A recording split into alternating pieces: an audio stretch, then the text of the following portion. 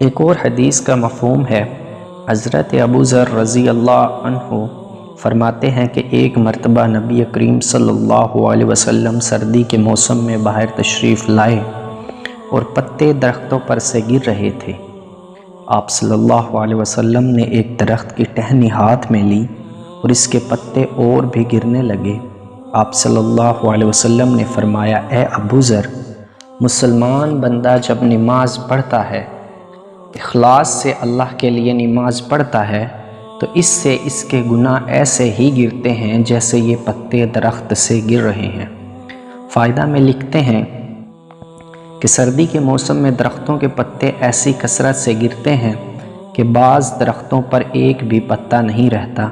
نبی کریم صلی اللہ علیہ وسلم کا پاک ارشاد ہے کہ اخلاص سے نماز پڑھنے کا اثر بھی یہی ہے کہ اس کے سارے گناہ معاف ہو جاتے ہیں، ایک بھی نہیں رہتا۔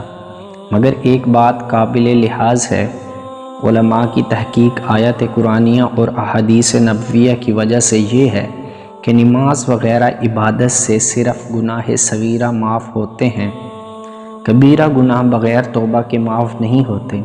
اس لیے نماز کے ساتھ توبہ استغفار کا اہتمام بھی کرنا چاہیے، اس سے غافل نہ ہونا چاہیے۔ البتہ حق تعالی شانو اپنے فضل سے کسی کے گناہ کبیرہ بھی معاف فرما دے تو دوسری بات ہے۔ اللہ تعالی ہم سب کے تمام صغیرہ و کبیرہ گناہ معاف فرمائے۔ اسی طرح کی ایک اور حدیث ہے، ابو عثمان رضی اللہ عنہ کہتے ہیں کہ میں حضرت سلمان رضی اللہ عنہ کے ساتھ ایک درخت کے نیچے تھا۔ انہوں نے اس درخت کی ایک خشک ٹہنی پکڑ کر اس کو حرکت دی، جس سے اس کے پتے گر گئے۔ پھر مجھ سے کہنے لگے کہ ابو عثمان، تم نے مجھ سے یہ نہ پوچھا کہ میں نے یہ کیوں کیا؟ میں نے کہا، بتا دیجئے کیوں کیا؟ انہوں نے کہا کہ میں ایک دفعہ نبی کریم صلی اللہ علیہ وسلم کے ساتھ ایک درخت کے نیچے تھا۔ آپ صلی اللہ علیہ وسلم نے بھی درخت کی ایک خشک ٹہنی پکڑ کر اسی طرح کیا تھا، جس سے اس کی ٹہنی کے پتے جھڑ گئے تھے۔ پھر حضور صلی اللہ علیہ وسلم نے ارشاد فرمایا تھا کہ سلیمان پوچھتے نہیں کہ میں نے اس طرح کیوں کیا۔ میں نے عرض کیا کہ بتا دیجئے کیوں کیا۔ آپ صلی اللہ علیہ وسلم نے ارشاد فرمایا تھا کہ جب مسلمان اچھی طرح سے وضو کرتا ہے، پھر 5 نمازیں پڑھتا ہے، تو اس کی خطائیں اس سے ایسی ہی گر جاتی ہیں جیسے یہ پتے گرتے ہیں۔ پھر آپ صلی اللہ علیہ وسلم نے قرآن کی آیت تلاوت فرمائی، جس کا ترجمہ یہ ہے کہ قائم کر نماز کو دن کے دونوں سروں میں اور رات کے کچھ حصوں میں، بے شک نیکیاں دور کر دیتی ہے گناہوں کو۔ یہ نصیحت ہے نصیحت ماننے والوں کے لیے۔